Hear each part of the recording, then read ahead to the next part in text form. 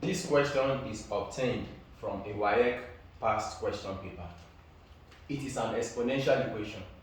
So they say we should solve this. Let's see how to go about it. When we have something like this is the same thing as 5 raised to the power of 2x times 5 raised to the power of 1. From the law of indices, this is the same thing as this. Then minus 26 into open bracket 5 raised to the power of x close bracket plus 5 is equal to 0. If you look at this again, this is still the same thing as 5 into x squared from the law of indices times 5, because 5 raised to the power of 1 is the same thing as 5 minus 26 into 5 raised to the power of x plus 5 is equal to 0.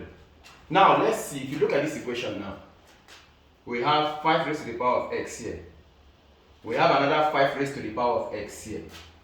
Now we can say let y represent 5 raised to the power of x. That is, anywhere we see 5 raised to the power of x, we put the value of y. Now let's go. Here now we have 5 raised to the power of x, so we have y squared times 5 minus 26y, because 5 raised to the power of x is y, 26 times y is 26y, plus 5 is equal to 0. So now 5 times y squared will give us 5y squared minus 26y plus 5 is equal to 0. Oh, come on. We have established a quadratic equation. We have established what? A quadratic equation. So we can use any method to solve it. It's either we factorize, we use completing the square method, we use formula method, or we use graphical method. So in this case, let me factorize. So this is the same thing as 5y squared minus y minus 25y plus 5 is equal to 0. Because I splitted this minus 26y, same thing as minus y minus 25y. Now I factorize. I will factorize this and then factorize this. Now let's go. So they have y in common. We'll say y bracket 5y minus 1 here. Then minus 5 is common. 5 bracket 5y minus 1. Factorize this. All is equal to what? 0. So now we say, therefore we say 5y minus 1. We pick 1, which is this. Open bracket y minus 5 close bracket, all is equal to what? 0. So from here now we say 5y minus 1 is equal to 0, or y minus 5 is equal to 0. So let's move over here.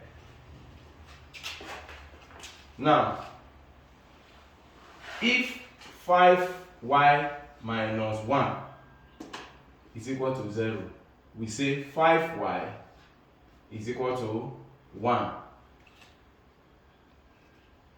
5y is equal to 1. So here now we have y is equal to what? 1 over 5. Or we have y minus 5 is equal to 0. So y is equal to 5. So our y now, y is equal to 1 over 5 or 5. But remember, we said let y represent 5 raised to the power of x.